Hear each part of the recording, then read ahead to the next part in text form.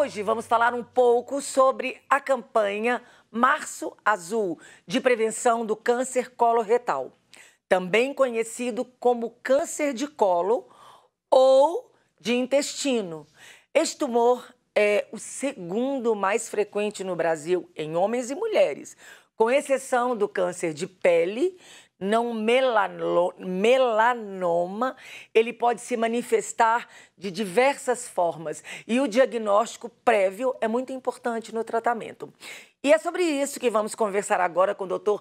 Alexandre Giacomi, que é oncologista gastrointestinal. Bom dia, doutor Alexandre, bem-vindo, alegria tê-lo aqui, viu? Bom dia, Moninha, e parabéns pelo programa. Estava adorando, inclusive, as dicas de café. Pois é, aqui tá um aroma de café que o senhor não faz ideia. Que Você me delícia. deixou com inveja aqui com o cheiro, viu?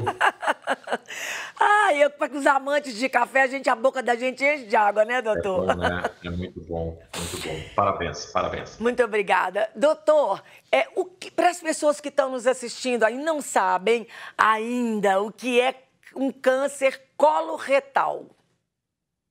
Bom, o nosso intestino, ele é dividido em intestino delgado e intestino grosso.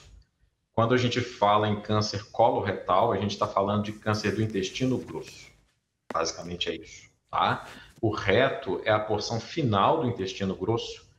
Então, quando a gente fala câncer coloretal, a gente está falando de câncer de intestino grosso como um todo.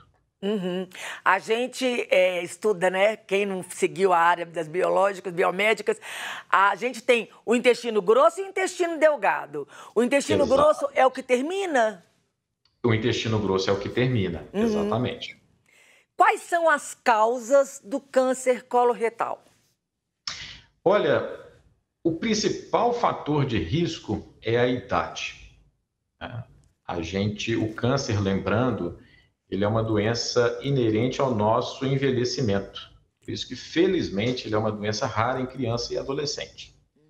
Portanto, o principal fator de risco é a própria idade. Motivo pelo qual as medidas de prevenção e de diagnóstico precoce eram mais direcionadas à população acima de 50 anos de idade. Porque o câncer de cólon, o câncer de intestino, ele era raro antes dos 50 anos de idade.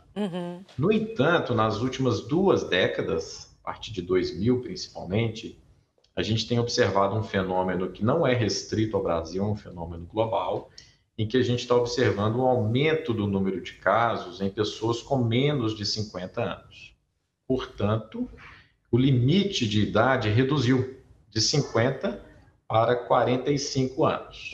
Então, antes, assim como as mulheres estão acostumadas a fazerem rastreamento de câncer de mama, os homens acostumados a fazerem rastreamento de câncer de próstata, homens e mulheres têm que se acostumar a fazer rastreamento de câncer de intestino. Estima-se que na população geral, todos nós, a gente tenha um risco aproximado de 5% ao longo da vida de ter câncer de intestino. Não é tão pequeno assim. E esse risco aumenta com o passar da idade e também com outros fatores, como, por exemplo, obesidade, uma vida sedentária. Se eu tiver casos na família de câncer de intestino, eu também tenho um risco aumentado. Se eu fumo, eu tenho também um risco aumentado. E também ficar muito atento à dieta rica em carnes processadas. O que são carnes processadas? Hambúrguer, salsicha, linguiça, presunto. Não é que é proibido comer isso. Ou seja, fique muito atento. Coma o mínimo possível de carnes processadas. Todas essas medidas que eu disse aqui, por exemplo, peso, dieta, atividade física, tabaco, isso não é novidade para ninguém. É verdade. E isso também não é nada específico para o câncer. São medidas de saúde de uma maneira geral.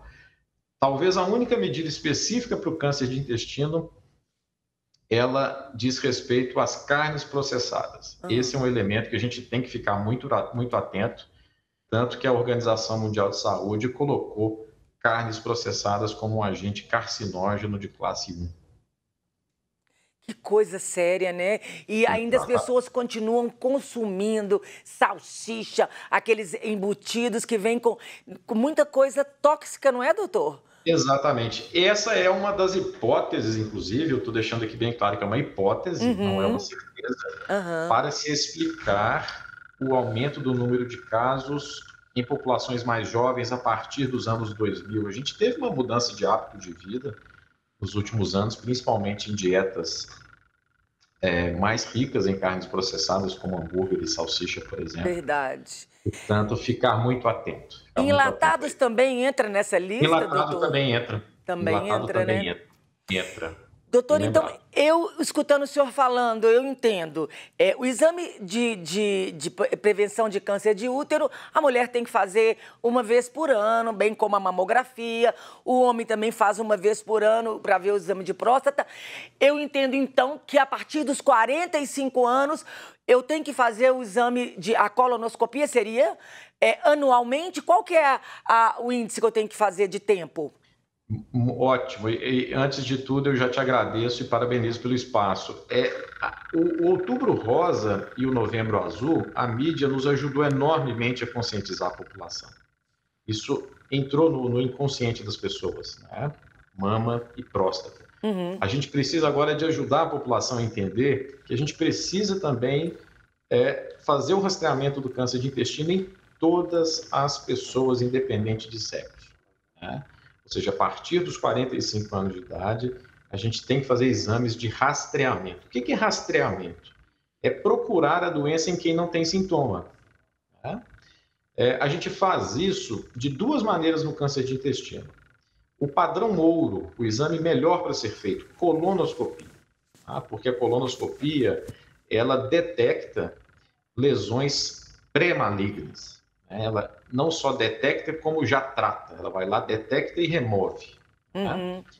O outro exame é a pesquisa de sangue oculto nas fezes. É um Uhum. exame possível de ser feito, tá? O melhor exame, na verdade, que a gente fala é aquele que é feito. É verdade. Então, fala assim, eu não estou fazendo rastreamento porque eu não fiz a colonoscopia. Então, faça a pesquisa de sangue oculto nas fezes. Por que a pesquisa de sangue oculto nas fezes não é ideal? Porque existem lesões muito pequenas que não sangram. E, consequentemente, não vai dar a pesquisa positiva. Vai ser um Uhum. falso negativo, né? Uhum. Portanto, a colonoscopia é o exame ideal, mas melhor do que nada é fazer a pesquisa de sangue oculto nas fezes, a partir Uhum. dos 45 anos de idade para todo mundo, né? Doutor Alexandre, eu fico vendo as pessoas falando do preparo para o exame da colonoscopia, que tem medo do exame. O senhor acha que, por conta do preparo, essa dificuldade das pessoas fazerem essa colonoscopia? Olha, em alguns pacientes, isso pode ser um fator limitante, por exemplo, pacientes mais frágeis, pessoas mais frágeis, por exemplo, com a idade muito avançada. Uhum. Isso é discutível, mas lembrando que o rastreamento, que é, como eu disse, a procura da doença em pessoas sem sintomas, ele deve ser feito de rotina dos 45 aos 75 anos de idade. A partir dos 75, a gente deve individualizar esse rastreamento. Dos 45 aos 75 anos de idade, a não ser que a pessoa tenha alguns outros problemas severos de saúde, ela vai tolerar o preparo muito bem. Portanto, em algumas situações, claro, esse exame só é feito, só é solicitado por médico e só é realizado naturalmente por médicos. O médico vai avaliar as condições clínicas do paciente e ver se ele tem alguma limitação ao preparo, né? Porque o preparo a gente utiliza algumas substâncias que vão aumentar o fluxo de líquido pelo intestino. Uhum. Tanto porque o intestino tem que estar muito bem limpo para Para ser bem detectar. visualizado, né? Uhum. Alguns pacientes podem ter dificuldade em tolerar esse preparo, mas isso é incomum Uhum. para pessoas que estão sem sintomas, para pessoas que estão bem de saúde, que é o objetivo principal do exame. Uhum. Portanto, na maioria das vezes, isso não vai ser um fator limitante, então as pessoas podem ficar tranquilas quanto a isso, né? Existe uma sedação para ser feito o exame, não é uma anestesia geral, como as pessoas podem imaginar, em que é muito tranquilo, não tem dor, a pessoa não tem nem lembra que fez o exame de tão tranquilo que é, né? Isso é que a gente quer. Exato, e sempre lembrar que o risco ele é menor do que o benefício, né? Com certeza. Então, o benefício de fazer o exame, de fazer um diagnóstico precoce de uma doença potencialmente grave, é maior do que o risco do exame, que é muito, muito pequenininho. Doutor Alexandre, assim como o câncer de próstata, a gente começa a detectar com um PSA alterado, algum exame de sangue ou alguma tomografia consegue detectar alguma coisa também do intestino, assim, levantar uma luz alerta? Ó, tá alterado esse exame aqui. Não, não tem exame de sangue e nem exame de imagem que não seja colonoscopia, né? Aham. Existe um exame de sangue com marcadores tumorais, mas esses exames só devem ser solicitados em quem já tem o diagnóstico da doença, Uhum. porque alguns marcadores tumorais não são específicos do câncer de intestino e aumentam em condições benignas, aumentam muitas vezes secundários ao uso de alguns medicamentos. Portanto, esses exames não são recomendados para o rastreamento. E os exames de imagem, se nós formos esperar alterações nos exames de tomografia, por exemplo, para o diagnóstico, a gente vai fazer diagnósticos super tardios. Portanto, não. É ou a pesquisa de sangue oculto nas fezes ou a colonoscopia. Maravilhoso. Doutor Alexandre, o tratamento do câncer coloretal é o tratamento que a gente vê em todos os cânceres? Radioterapia, quimioterapia ou tem um diferencial? Olha, o tratamento padrão do câncer de intestino grosso, cólon e reto é o tratamento cirúrgico, né? É ir lá e remover o tumor, né? Quando a gente fala do câncer de intestino grosso, muitas vezes o tratamento cirúrgico é feito já de imediato e você pode, em algumas situações, complementar o tratamento cirúrgico com medicamentos com a finalidade de aumentar a taxa de cura do paciente. Uhum. Em alguns casos de câncer de reto, que, como eu disse, é a porção final do intestino, Uhum. pode-se discutir tratamentos pré-operatórios também com a finalidade de aumentar a chance de cura dos pacientes. Mas o tratamento padrão continua sendo a cirurgia, com altas taxas de eficácia, com altas taxas de cura. Uhum. Quanto mais cedo, melhor. Joia. Existe algum alimento que pode a prevenção, ajudar na prevenção, doutor? Fibras. Fibras. A gente tem percebido nos últimos anos alguns dados consistentes favorecendo o uso do que os americanos chamam de nuts, né? Ou seja, as sementes. Portanto, nozes, amêndoas, avelãs, a própria aveia, né? Portanto, as fibras são agentes protetores para o desenvolvimento do câncer de intestino. Joia. Quando a pessoa detecta uma lesão ou uma úlcera no intestino, pode ser câncer ou nem sempre? Nem sempre, né? Existem outras doenças ditas benignas, né? Porque eu falo ditas benignas porque esse nome de benigno e maligno é muito pesado e muitas vezes tem doenças que são ditas benignas e que trazem muito mais problemas na nossa vida do que uma doença considerada maligna. Mas há doenças ditas benignas que podem ter úlceras, né? No intestino, também no estômago, e, portanto, o diagnóstico de uma lesão ulcerada no cólon e no reto não é uma certeza de câncer, não. É necessária a biópsia e analisar com muito cuidado. Doutor Alexandre, aquelas pessoas que são a favor dos remédios naturais, existem alimentos ou plantas que podem curar o câncer no intestino? Babosa é uma delas que a cultura popular fala muito, que pode curar o câncer do intestino? De maneira alguma, né? Seria ótimo, né? Seria ótimo se fitoterápicos ou chás pudessem curar, né, esse tipo de lesões. A gente estaria com muito mais taxas de cura do que a gente tem hoje. Portanto, não, a gente está passando por uma fase crítica da ciência com essa questão da pandemia. A gente está percebendo o tanto que o desenvolvimento da ciência contribuiu para a gente estar sobrevivendo a essa pandemia. Portanto, sempre quando a gente falar em doenças, principalmente doenças potencialmente graves, a gente tem que analisar sobre o crivo, sobre o filtro da ciência. Uhum.